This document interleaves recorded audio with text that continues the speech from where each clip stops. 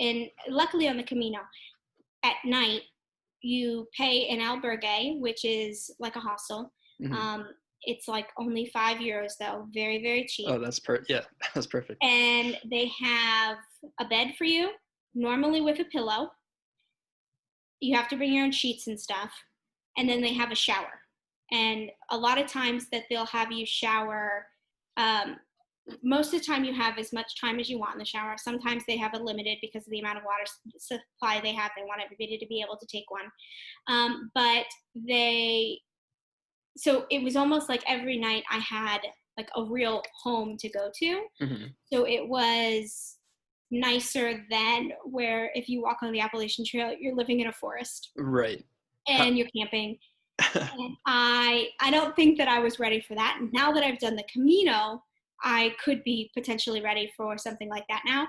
But I was absolutely not ready for that. Mhm. And so it was really helpful. And the albergue, the owners, I've I've never seen so much kindness from people. They truly they care about you for no reason other than like in the United States, if you stay at a hotel, they're looking for your money. They want your Mhm. cash and they Right. want you to be quiet and just enjoy your vacation and just leave them alone as much as possible.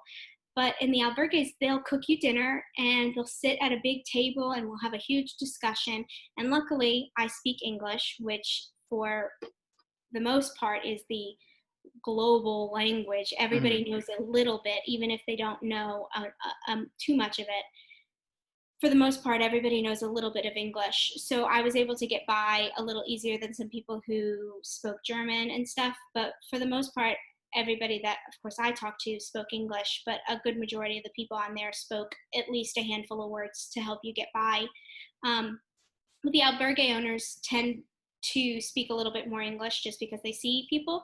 And they would tell, like, if I was having a struggle and I would tell them about it, they've all done the Camino multiple times.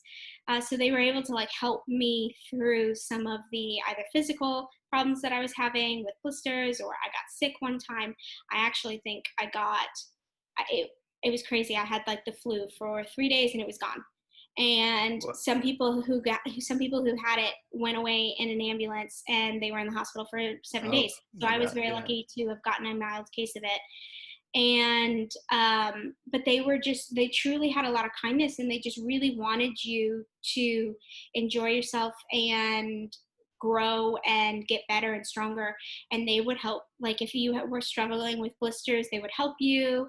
And it was just a crazy experience because you don't have that. At least I have not found Mhm. that here. Which is the hospitality was just completely different. Yeah. I read in the article about the big dinners that they had at the Yeah. albergues.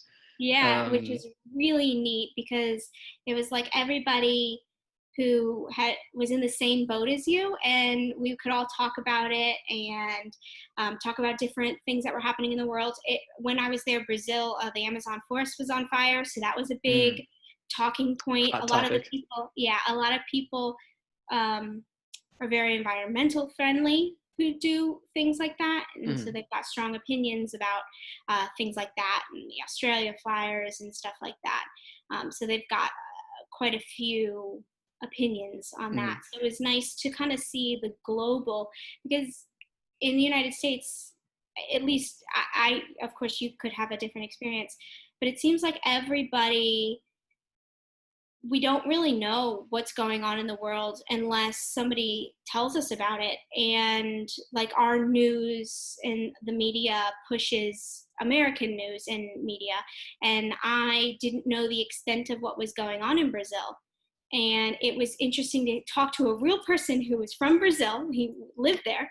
Right. And it was interesting to get his point of view on why they are in the predicament that they are in. And I mean, it just opened my mind to things that I would have never considered living Mm. here. And I was like, wow, what a cool experience to be able to sit at dinner and have a conversation with someone from Sweden and someone from Brazil and someone from Australia and me. And we're sitting there and we just get, I mean, the whole world's view. It was really cool. And I don't think any traveling outside of something like that you would be exposed to so many different cultures in one culture, Hmm. just because there were so many different people from all over the world there. It was an extremely cool thing to be able to look back upon, just because people are so different, and I was just so close-minded to it. And it wasn't like I did it on purpose. It was just that I was ignorant and I didn't know. And now that I know, I was like, I couldn't imagine not knowing.